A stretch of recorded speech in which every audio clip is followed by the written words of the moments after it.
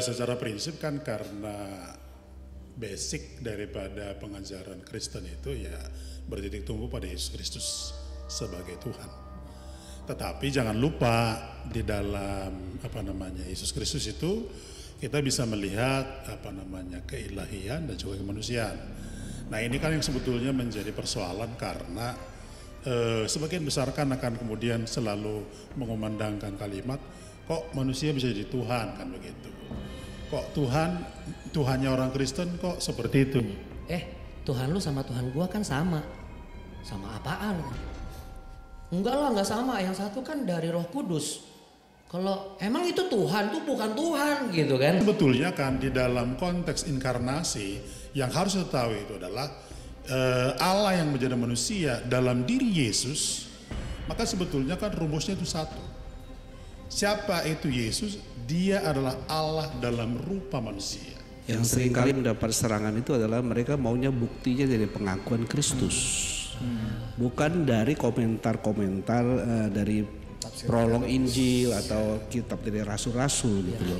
Kalau seandainya Yesus itu tidak disalibkan, mungkin dia punya istri katanya. Itu kan pemikiran kacau.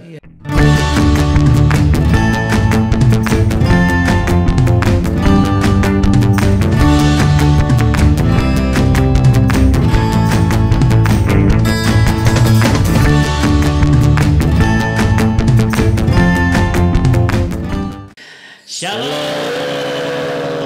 Ada suara keseruan di rumah kita bersama BPD GBD Jakarta dan kita ketemu di program ngeteh ngobrol teologi.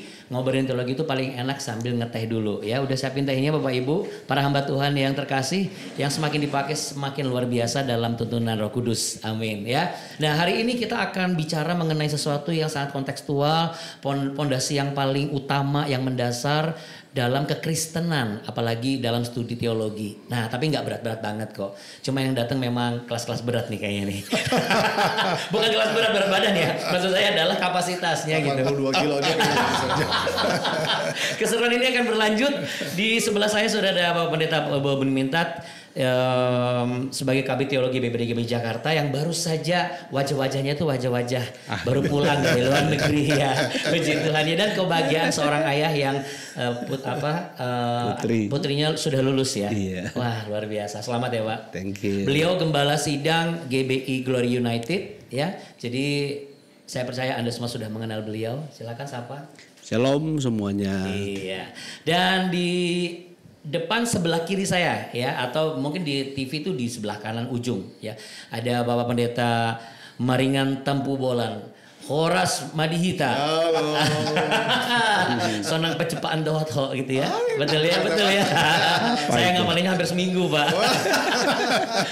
Gembala sidang GBI Jemaat Marunda sekaligus sekretaris BPD GBD Jakarta. Gimana kabar Bapak, sehat? Selalu sehat. Amin. Beliau ini selalu kalau ketemu haleluya pasti gitu ya. Nah, ini yang tidak kalah menarik ya. Kalau yang menonton ini sedang mengambil S3 pasti sering ketemu sama beliau ini. Dosen prodi S3 lengkap ini. Beliau juga sering warawiri ya. Di setiap pelayanan pasti Anda sudah mengenal beliau, Bapak Pendeta Puri Marbun sekaligus gembala sidang GBI Taman Anggrek. Shalom, Pak. Shalom semua, sampai jumpa. Iya, tadi beliau sempat ngomong gini, ini pakai suara model apa nih? Model ngobrol atau model KKR?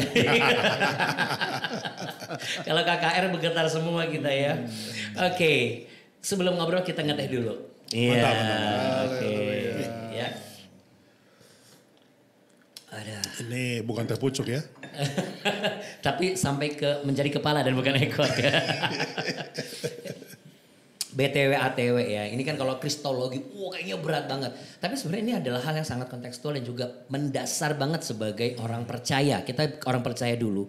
Nah, menurut Pak Puri Marbun sebagai dosen prodi S3 sebelum menyangkut ke wilayah pelayanan sebagai hamba Tuhan khususnya di GBI. Mengapa ini sebagai hal yang tidak boleh dilupakan dan ini benar-benar dasar yang harus kuat gitu loh mengenai kristologi? Ya, secara prinsip kan karena basic daripada pengajaran Kristen itu ya bertitik tumbuh pada Yesus Kristus sebagai Tuhan. Tetapi jangan lupa di dalam Yesus Kristus itu kita bisa melihat keilahian dan juga kemanusiaan. Nah ini kan yang sebetulnya menjadi persoalan karena sebagian besar kan akan kemudian selalu mengumandangkan kalimat kok manusia bisa jadi Tuhan kan begitu. Kok Tuhannya orang Kristen kok seperti itu kalau begitu. Jadi sebetulnya kalau kita nanti mendalami dan membaca tentang buku pengajaran dasar GBI clear dan jelas. Makanya pointers yang ketiga dari pengakuan iman GBI kan tentang Yesus Kristus. Ya. Dan ini sangat mendasar menurut saya. Makanya kenapa kemudian ini menjadi begitu penting? Ya karena ini adalah akar daripada iman Kristen secara khusus kalau katekis kita di GBI yang jelas. Iya. Jadi kalau kita kalau Bapak Ibu sedang menyaksikan ini, oh ini sedang menguak pengajaran dasar. Bukan, nanti akan ada momennya tuh. Kita mau bikin apa Pak? Kelas Kristologi kan? Kelas intensif. Kelas intensif itu kapan? Itu kita sudah planning, jadi mulai Sabtu kedua bulan Oktober. 11 Oktober Oh mulai. itu siapa aja yang boleh ikut? Untuk para gembala utamanya.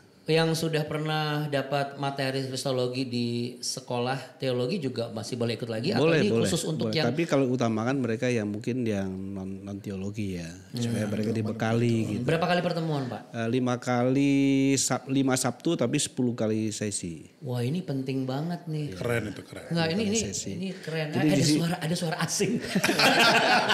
Tapi mukanya enggak ada. Wah, tapi di situ tidak hanya kita kerjasama dengan STTBI. Jadi mereka meracik materi-materinya, kemudian kita supaya ada lebih interaktif ya, itu ada moderatornya nanti. Jadi sibit-sibit teologi dari 5 perwilayah akan jadi moderator. Oke. Ini untuk memperjelas aja, takutnya kan ada informasi yang kurang diterima, maksudnya kurang dapat gitu loh. Ada yang mungkin terlalu sibuk dengan pelayanan. Maklum lah kan hamba Tuhan di GBI itu kan paling sibuk. Terutama di minggu pagi dan minggu malam. Lihat deh kalau mau bilang paling kencang itu biasanya pendeta gereja Betel Indonesia. Ngejar waktu dari satu gereja ke gereja yang lain. Betul gak Pak? Pak itu daftarnya gimana caranya? Nanti dengan sibit masing-masing, sibit teologi masing-masing. Nanti diumumkan ya ada waktunya. 5 wilayah Jakarta. Jadi Bapak Ibu mohon catat supaya nggak lupa. Takutnya sibitnya kelupaan. Langsung aja hubungi sibitnya, langsung bilang daftar. Ada uang pendaftaran? Kalau misalnya ada yang nanya uang pendaftarannya itu berapa? Kontribusi buat konsumsi aja. Jadi konsumsi seperti disediakan oleh BPD cuma untuk snacknya aja. Ya tapi yang pasti saya rasa apa yang kita tabur, yang kita tuai lebih daripada itu ya. Karena Setuju. Betul ya Pak ya. Iya. Saya kalau bicara kristologi hari ini agak merinding, tapi dua jenis merinding nih Pak. Iya. Iya, merinding yang pertama adalah saya semakin cinta dengan Tuhan Yesus. Terus tapi orang bilang, "Oh iyalah hamba Tuhan, semua pendeta GBI mana sih yang gak dekat sama Tuhan Yesus?" Kita karismatik, kita berapi-api, apalagi kemarin baru pencurahan Roh Kudus. Waduh, pendeta GBI makin banyak yang dipakai oleh luar biasa, Pak. Tapi sekarang lagi makin banyak juga nih, Pak, pendeta-pendeta yang mulai agak ragu dengan keilahian Kristus. Nah, menurut Anda kenapa kayak begitu? Ya karena kurang pengetahuan akan kebenaran firman Tuhan, sehingga lebih terpengaruh oleh info-info dari luar yang sumbernya tidak dari Alkitab. Pak Maringan aktif di dunia pendidikan kan. Bapak percaya nggak kalau 2 anak saya dan juga teman-teman mereka itu dalam 3 minggu terakhir secara masif dan juga secara rutin selalu diajak ngobrol sama oknum-oknum tertentu. Dan pertanyaannya itu gini, Tuhan lu sama Tuhan gua kan sama. Sama apaan? Enggak lah, nggak sama. Yang satu kan dari Roh Kudus. Kalau emang itu Tuhan tuh bukan Tuhan gitu kan. Ya polos-polos aja gitu kan. Iyalah kan sama juga, itu kan cuma disebut Tuhan aja padahal sama gitu loh. Nah bagaimana untuk bisa menumbuhkan pengetahuan dan menerapkan pengetahuan tentang kristologi khususnya keilahian Kristus untuk generasi muda hari-hari ini. Menurut Pak Maringan bagaimana Pak? Memang untuk generasi muda itu agama itu tantangan sendiri sebenarnya. Karena kemajuan teknologi ya. Sehingga kalau kita mendapat informasi beberapa negara maju itu cenderung pada ke ateis. Kami baru kembali dari Korea juga, kita juga mendapat informasi yang sama. Pemuda Korea juga itu lebih cenderung ke arah ateis. Sekarang ini? Iya. Padahal dulu kan itu ya. Waktu zaman-zaman Pendeta Coyonggi, wah. Kan dia mayoritas Buddha. Sampai sekarang mayoritas Buddha, tetapi orang generasi mudanya itu beralih ke banyak ateis itu karena majunya pengetahuan. Jadi sehingga kalau mengatakan Tuhan itu juga universal, juga itu bagian dari perabangan pengetahuan yang mereka dapatkan begitu mudah menggali dari mana saja. Tapi juga tantangan juga yang mengatakan bahwa Yesus bukan Tuhan. Ya, itu juga ada. Ya, keilahan Yesus ya, jadi bukan hanya dari bentuk ajaran dari zaman dulu yang Arianisme yang menentang ketuhanan Kristus sampai sekarang ada. Sehingga ketritunggalan itu kan juga tidak diterima karena salah satunya tidak menerima keilahian Yesus gitu. Jadi ini kan makin berkembang. Kemudian di medsos banyak ajaran-ajaran juga yang menyimpang. Ya, jadi dalam hal ini memang tidak mudah bagi kita gembala-gembala. Kita harus lebih ngeh kondisi ini. Jadi memang kalau kita mau mempersiapkan mereka menjadi orang yang bertuhan baik, mau tidak mau, gereja harus kembali kepada pengajaran. Nah, kamsahamnida kalau gitu, Pak Maringan. Kan baru pulang dari Korea ya. Nah, tentang pengajaran ini saya langsung, sebenarnya mata saya kalau bisa bagi tiga, saya ketiga-tiganya nih. Tapi saya langsung tertuju ke Pak Marbun. Susah nggak Pak mengajar kristologi? Apa yang bisa Anda bagi ilmunya di tempat ini, obrolan kita ini? Walaupun mungkin ringan, tapi apa yang menjadi alasan betapa pentingnya untuk orang-orang Kristen, khususnya para hamba Tuhan sekarang? Mengajarkan secara komprehensif, kontekstual, nggak ribet, itu mudah dimengerti dan exact gitu loh, absolut diterimanya oleh jemaat, khususnya para pelayan-pelayan Tuhan yang kita pimpin, yang kita gembalakan mengenai keilahian Kristus. Yang pasti adalah ketika bicara tentang keilahian Kristus ataupun kealahan Kristus, itu kan sebetulnya harus kita pahami dulu sebetulnya dari Injil Yohanes pasal yang pertama, firman yang menjadi manusia. Jadi dari konteks inkarnasi kan mesti kita tahu itu. Sehingga kan kemudian bagaimana kemudian kita menempatkan Yesus sebagai Tuhan, tetapi juga yang pada bagian lain adalah Yesus sebagai manusia begitu. Nah, bagi saya hal yang sangat prinsip adalah tidak ada manusia yang sempurna di dunia ini selain daripada Yesus. Karena di dalam eksistensi diri Yesus ada keilahian dan ada kemanusiaan. Dua-dua ini kan sebetulnya kan berpadu dan juga tidak bisa sebetulnya dipisahkan. Ini kan satu kesatuan. Nah, jadi kalau bicara tentang ini kepada jemaat misalkan, apa yang paling esensi? Sederhana sebetulnya. Karena Allah mengasihi kita, maka dia harus menjadi manusia untuk bisa berkomunikasi dengan manusia. Sebab kalau bahasa Allah yang dipakai pada manusia nggak akan kena, tidak akan nyambung begitu. Nah, maka sebetulnya kan di dalam konteks inkarnasi yang harus kita tahu itu adalah Allah yang menjadi manusia dalam diri Yesus, maka sebetulnya kan rumusnya itu satu. Siapa itu Yesus? Dia adalah Allah dalam rupa manusia. Maka pengenalan kita kepada Yesus adalah akan membawa kita pengenalan kepada Allah. Nah, prinsip ini harus artinya dipahami. Dan menurut saya jemaat-jemaat ya ataupun orang Kristen harus sampai ke titik ini sebetulnya. Sehingga kan kalau misalnya di bedah begitu ya, bagaimana kita mengidentifikasi misalkan kealahan daripada Yesus? Jelas kok. Kealahannya jelas kok karena kan dia adalah juru selamat. Yeah. Dia tidak berdosa. Dia bukan seperti kita begitu. Nah, berarti kan hanya dia pribadi yang sebetulnya satu-satunya sempurna untuk kemudian menembus dosa kita. Nanti kalau sisi lain tentang kemanusiaannya jelas. Semasa hidupnya Yesus berperilaku tanda petik hidup di dalam zamannya. Apa yang mayoritas dilakukan oleh manusia dikerjakan oleh Yesus juga begitu. Oke, tapi kalau tentang kemanusiaan nanti kita akan bahas bagian di berikutnya. Ya. Nah, kalau bicara keilahian sebenarnya kalau disebut kajian teologis yang paling tepat itu mulai dari ayat apa kalau Pak Bun, kalau misalnya sebagai pendeta untuk ngajarin untuk starting awalnya gitu yang paling mudah gitulah. Sebelum ke sana biasanya kalau bicara tentang keilahian Tuhan kita Yesus Kristus, yang sering kali mendapat serangan itu adalah mereka maunya buktinya dari pengakuan Kristus, bukan dari komentar-komentar dari prolog Injil atau kitab dari rasul-rasul gitu loh. Karena itu betapa penting kita bagaimana mengeksegese dari pengajaran Tuhan kita dan penyataannya kaitkan dengan penjara lama gitu. Sehingga betul-betul membuktikan bahwa dia itu adalah Allah yang menjadi manusia. Allah yang menjadi manusia, bukan manusia yang jadi Allah gitu.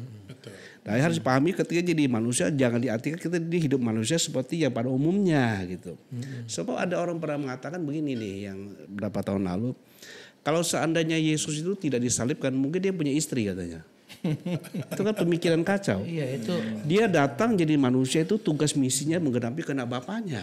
Bukan untuk hidup seperti manusia pada umumnya. Walaupun dia manusia sejati dalam konteks sejati. Manusia bukan menurut setelah jatuh dalam dosa. Gitu. Bukan karena pertemuan antara sperma dan sel telur jadi, gitu ya. Kadang-kadang salah memahami. Jadi Yesus Tuhan kita tuh jadi manusia bukan supaya dia hidup sebagai manusia pada umumnya. Dia tugasnya adalah untuk jadi penebusan kan itu. Gitu. Jadi jangan ditarik terlalu panjang gitu. Terlalu panjang gitu. Jadi kalau bicara kristologi betapa pentingnya kita meyakinkan anak-anak dari pengajaran pengakuan Tuhan itu selain dari pengantar dari Injil prolog Injil Yohanes pasal 1 atau surat-surat rasul gitu. Ada ayat yang membuktikan bahwa dia adalah Tuhan gitu. Benar-benar. Nah, ini menarik dan itu sebenarnya ada di beberapa cakupan-cakupan yang juga dijelaskan di pengajaran dasar Gereja Baptis Indonesia ya Pak Maringan. Apa tanggapannya Pak yang bisa diperlengkapi misalnya? Saya kira keilahian Yesus kalau kita lihat di pengajaran dasar itu sangat jelas. Yang paling gampang itu membaca di dalam Yohanes 8 ya. Yohanes 8 ayat 5-6. Iya. Dia berkata gini. Abraham dia berkata kepada Israel, "Bapamu bersukacita bahwa ia akan melihat hariku dan ia telah melihatnya dan ia bersukacita." Ketika mendengar ini orang Yahudi marah. Maka kata orang-orang Yahudi kepadanya, "Umurmu belum sampai 50 tahun dan engkau telah melihat Abraham." Dan ini perkataan Yesus. Ini perkataan Yesus yang selanjutnya. Iya. Kata Yesus kepada mereka, "Aku berkata kepadamu sesungguhnya sebelum Abraham jadi, aku telah ada." Ketika dia mengucapkan kalimat ini sebenarnya dia sedang menyatakan dirinya dengan Yehova. Itu pernyataan yang. Tapi yang menarik pernyataan itu adalah ketika terjemah kita kan sebelum Abraham ada, aku telah ada. Tapi teks asli aku selalu ada. Karena present, bukan I was gitu. Bukan I was there ya. gitu Karena, ya. Atau I was here gitu ya. Jadi sebelum Abraham ada, aku selalu ada gitu. Selalu ada. Itu sebuah ekstensi yang tidak pernah berhenti gitu. Tidak ada permulaannya dan tidak ada akhirnya gitu. Iya. Ini penting banget ya untuk semua para hamba Tuhan Gereja Baptis Indonesia yang apalagi yang sudah sering kali memfavoritkan program Ngeteh ini sebagai salah satu podcast yang digemari oleh semua orang, termasuk tidak hanya pendeta, tapi juga jemaat dan juga kalangan umum. Ya, ada satu instruksi dari yang berkepentingan untuk kita minum dulu supaya tidak terlihat gimana gitu katanya. Sebenarnya buat nemenin beliau sih sebenarnya. Karena beliau sudah tak duluan. Iya, BTW ATW. Saya mau ingatkan untuk Bapak Ibu hamba Tuhan yang terkasih jangan lupa untuk langsung hubungi CB teologinya di wilayah masing-masing. Karena nanti ini akan dibedah habis. Itu akan puas banget pokoknya. 10 kali pertemuan ya Pak? Iya 10 kali. Jadi ada sesi tanya jawab juga. Jadi. Ini menarik kan? Harusnya ini setiap orang Kristen itu kalau membahas Kristus itu menarik loh. Sangat menarik kan Pak? Karena dia pribadi yang berbeda. Makanya kan sebetulnya ketika bicara tentang Yesus sebagai Tuhan, kan ini kan artinya berbeda dengan hukum formal manusia. Dan saya kira menariknya itu adalah ini tidak ada juga di ajaran lain, hanya dalam Kristen, ya kan? Ya. Maka kan sebetulnya ketika bicara tentang kehususan ini, saya pikir justru ini sesuatu yang sebenarnya mengubah banyak orang begitu. Nah, persoalan tentang keilahian tadi seperti yang dibacakan Pak Maringan, lalu kemudian Sebetulnya di beberapa teks kan jelas kok. Yesus dia berkata apa? Kamu menyebut aku guru dan Tuhan. Ya, benar katamu. Akulah guru, akulah Tuhan. Nah ini kan yang sebetulnya kan sering menjadi semacam apa ya? Semacam ya mungkin kalau saya sebutkan istilahnya semacam serangan lah. Jadi dicomot ini Iya. untuk dipakai untuk menyerang lagi. Betul. Iya. Nah akhirnya kan orang berkata ini, kapan Yesus mengaku dia adalah Tuhan? Kan gitu kan. Itu kan Tuhan, Yesus sebagai Tuhan itu kan dari konsili sekian itu yang dibuat oleh saudara gereja. Makanya dari orang-orang yang tidak paham, apalagi mungkin apologet di luar Kristen, seringkali kan nyomot begitu tanpa mengerti esensinya begitu. Dan menurut saya bagi kita clear kok, apalagi bagi GBI. Bagi GBI jelas sekali. Jelasnya apa? Kan kita sudah ngerti itu di dalam di dalam pengakuan iman. Dikatakan apa? Yesus Kristus adalah anak Allah yang tunggal, dilahirkan perawan Maria dan naungi Roh Kudus. Yesus telah disalibkan, mati, dikuburkan, dibangkitkan pada hari ketiga dari antara orang mati. Ia naik ke surga, duduk sebelah kanan Allah Bapa sebagai Tuhan. Kurang jelas apa? Lalu apa? Juru selamat dan raja segala raja. Saya pikir ini pengakuan iman completely lengkap. Dia Tuhan, dia juru selamat, dia raja. Dan tidak perlu artinya meragukan itu. Kalau ada pertanyaan, saya nonton ngeteh, saya suka, tapi saya bukan dari GBI. Bolehkah saya menerapkan pengakuan iman GBI ini untuk kehidupan saya dan pelayanan sebagai pendeta? Apa jawaban Anda? Sangat bisa. Ya kan, ini kan sebetulnya gini, tentang pengakuan iman ataupun dalil-dalil pengakuan iman dari tiap gereja, menurut saya ada yang sifatnya kasuistik, ada yang sifatnya umum. Contoh, Yesus Kristus adalah Tuhan Juru Selamat, itu umum. Bagi semua gereja. Alkitab adalah firman Allah, itu bagi semua gereja. Tapi mungkin soal misalkan tentang mujizat, baptisan Roh Kudus, itu kadang-kadang itu agak sedikit spesifik. Jadi soal itu menurut saya sangat bisa. Sangat bisa ya, puji Tuhan ya. Jadi bagi Anda jangan malu-malu mau ya. Iya, Pokoknya karena mau memang saja. Ya gimana karena Pak? tidak mungkin gereja merumuskan sebuah pengakuan iman yang tidak dari Alkitab. Betul. Gitu. Karena kan gereja tidak menciptakan imannya sendiri. Iya, Ya kan? betul. Dia harus mendasar kepada dasar sumber kita itu Alkitab itu sendiri. Jadi ya jelas bisa dipakai semua anak-anak Tuhan. Iya. Dan yang pastinya kalau seandainya nih, maaf nih, seandainya ada teman sesama hamba Tuhan yang memang sudah mulai terbuka hatinya, terbuka pikirannya, mindsetnya sudah mulai terbuka nih. Bahwa bisa mau dong tahu mengenai pengetahuan akan semua yang kita pelajari. Salah satunya adalah kristologi dari sudut pandang teologi Bethel. Boleh gak datang ke kelas intensif? Untuk sementara kita buat di kalangan Khusus di kita internal dulu? Iya. Oke. Berarti ini akan jadi PR ya? Mulai banyak loh. Itu zaman-zaman seperti Pak Bun dulu. Teman saya juga udah mulai nanya-nanya.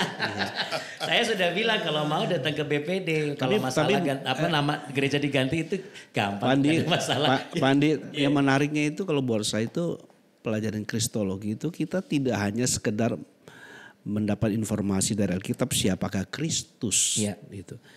Tapi karena kita bicara tentang kalau buat saya belajar kristologi itu belajar tentang siapa kita sebenarnya. Siapa kita? Iya, siapa kita.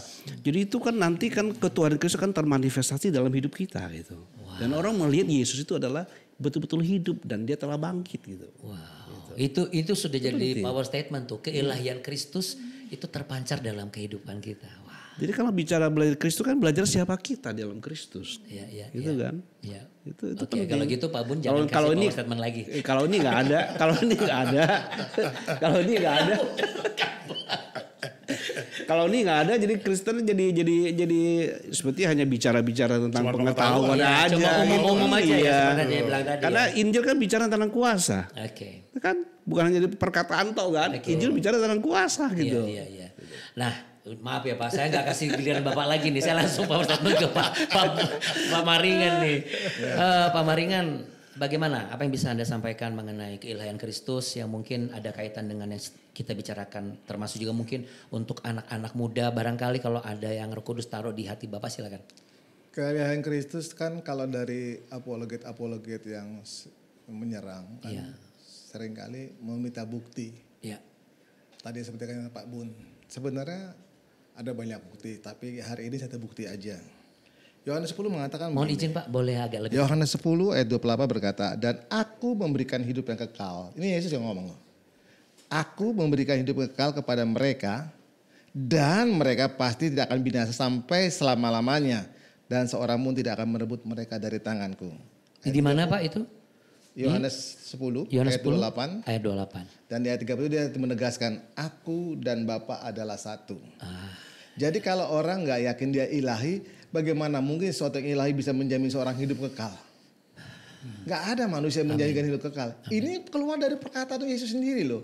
Aku memberikan hidup yang kekal kepada mereka dan mereka pasti tidak akan binasa sampai selama-lamanya. Siapa yang bisa kasih gitu? Nggak ada manusia yang bisa ngomong kayak begini. Betul. Saya jadi tertarik, itu power statement-nya mantap banget ya. Itu sebenarnya kalau dipakai sama anak-anak saya dan teman-temannya itu mantap sekali ya itu ya.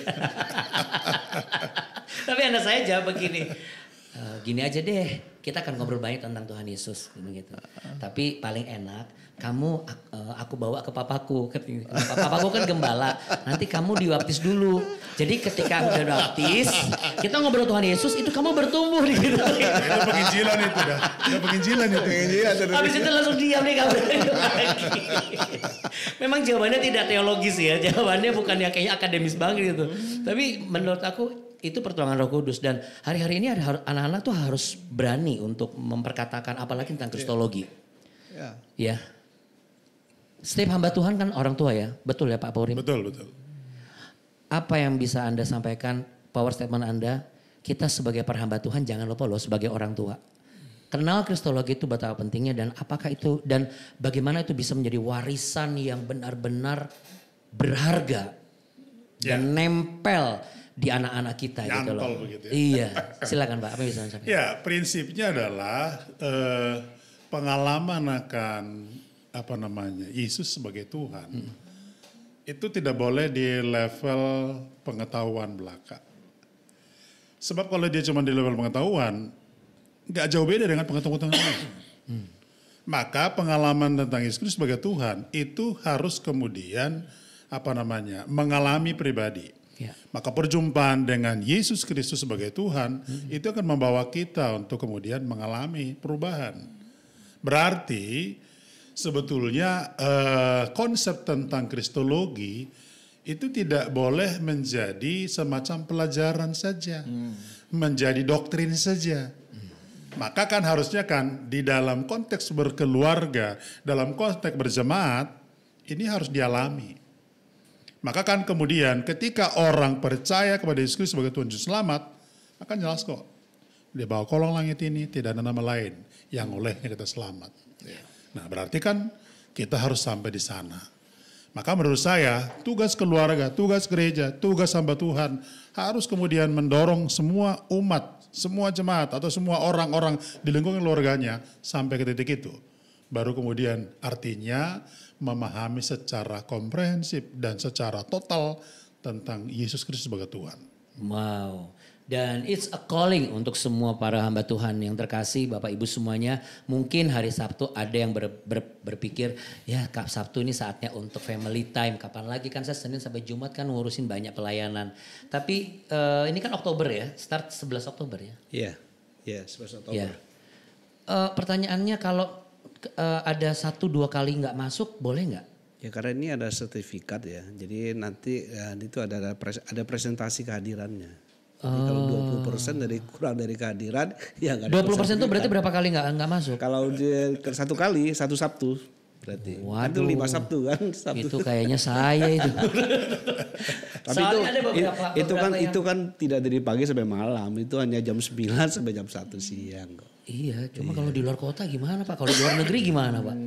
Barang penting barang bagus tuh harganya memang bagus. Enggak itu kalau nggak bisa datang boleh masuk Zoom nggak? Oh nggak ada Zoom, nggak ada Zoom. Ini semua on-site. On-site nggak ada Zoom. Ya udah, oke. Kalau gitu terima kasih buat Pak Puri Marbun dan juga Pak Maringan dan juga Pak Bun Mintat. Bagaimana Bapak Ibu?